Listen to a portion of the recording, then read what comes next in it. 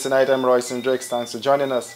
We begin the news tonight by telling you that Pop Skull was today charged with the murder of an overseas-based Guyanese. The second suspect who was on the run following the murder of overseas-based Guyanese Purcell Moore Jr. was this afternoon arraigned in the Georgetown Magistrate Court before Chief Magistrate Ann McLennan. Selwyn Dawson, 21, called Pop Skull of First Field, Caneville, East Bank, Demerara, was not required to plead to the indictable charge. It was back in December last year at Old Road Craig. Dawson and Kelvin Passard shot and robbed Moore of his gold chain. The incident occurred a short distance away from his parents' home. The father of two succumbed to his injuries at the Diamond Hospital. And the police quickly cracked the case and arrested 21-year-old Kelvin Passard of 14th Avenue, Diamond, East Bank, Demerara, while Dawson went into hiding. Dawson was remanded to prison until January 22nd. More news after this break. Stay with us. Hey, looky there. Let me go techie boots. Boots? No, man, I ain't gonna get locked up thief in a big stinky 30-second boots. Plus, it gonna be more cheaper online. And don't get my favorite color, pink. Let me go on. Online shopping. Cheaper, faster, better. Passback. Introducing the new Softex toilet tissue, now available across Guyana. Softex is silky smooth because it's made from virgin pulp. Softex is soft and gentle to every touch. Even babies can use it. Manufactured and distributed by BPAT's Paper Manufacturing, Eccles Industrial Site. The choice is clear. Choose Softex toilet tissue. Super soft and super durable. Guaranteed. Welcome back. Sugar workers will be paid a severance, and it would not be at one scale. Minister of State Joseph Harmon on Friday said that the decisions on what is to be done with Gaisuco were matters which engaged the government's attention for almost a year. Minister Harmon, like the president, noted that for some 32 months, the entity was being given $1 billion monthly. And more to come. But the impact that has on the rest of the society is something that we have to address as a nation. The impact which it has. Already at the level of government, in order for us to meet the payment of severance, government ministries will now have to go back to the Ministry of Finance to see where they can cut programs to allow for this expenditure to be met from the state resources. By the end of January 2018, the government is expected to provide 50% of severance pay due to all redundant workers. The remainder will be paid by the second half of the year. There was a sum of over $500 and something million in the sum allocated to Gaisuco for 2018. What we were not sure is that what was going to be the exact figure.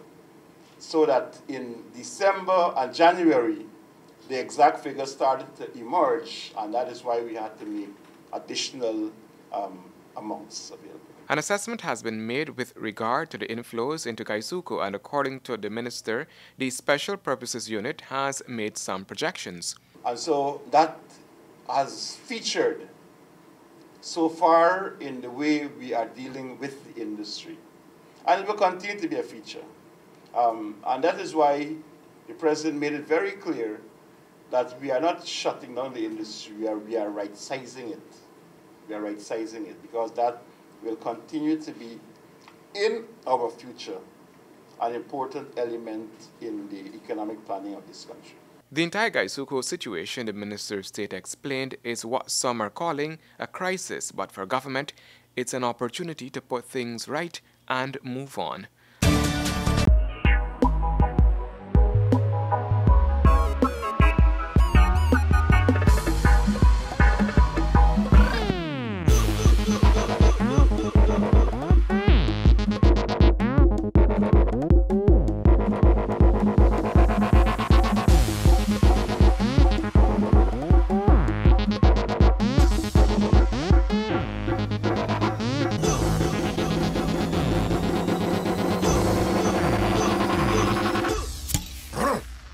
A man's beer.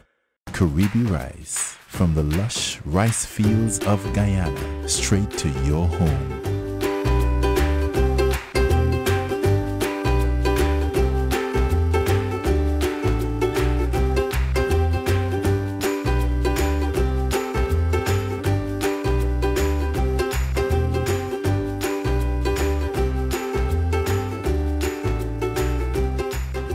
Caribbean Rice. Our people, our rice. Before we go, we tell you about the big horse race meet coming up on January 28th. The stage is set for the January 28th Guyanese Bred Horse Race meeting to be hosted by the Caribbean Nations Group. The launching of what promises to be a classic and the first of its kind in Guyana was held on Thursday at the Pool Hall on West Coast Berbice. Javon Stevens and Stephen Shaffoon are the founders of the group, and Shaffoon spoke about the vision behind hosting such an event. Our event is the brainchild to give back to the poorer class persons, to let them have the opportunity to feel what it feels like to win an event of this caliber that has this class of purse money, the trophy, and the fame that comes with it to win a classic event in the horse racing arena. Adding to that, we want, as my colleague would normally say, we try to promote equality and equity among sports patrons. Top Brands, through its Corona and other brands, is the major sponsor of the event, and marketing manager Marvin Ray said Top Brands is eager to get involved in the sport of kings. We believe in the people of Berbice, we believe in the community, and the brand is doing exceptionally well in Berbice. And as we introduce a new brand into the market, the Hyroon, which is a Sinvention beer brought to you from the same distributors of Corona, we decided that we will not only use this as an avenue to one, launch our product, but two, to give the people of Berbice a real promotion with a real beer for the market, because we think that the Hyroon is very, very, very, very, very smooth. It goes down smooth and it's very economical. Director of Sport Christopher Jones said this will encourage locals to get into the business of breeding horses locally. And a lot of horses from Caribbean countries competing in the event, which puts somewhat of a challenge to our local breeders, because noting that those horses that come from the region will have an opportunity to be more bred differently.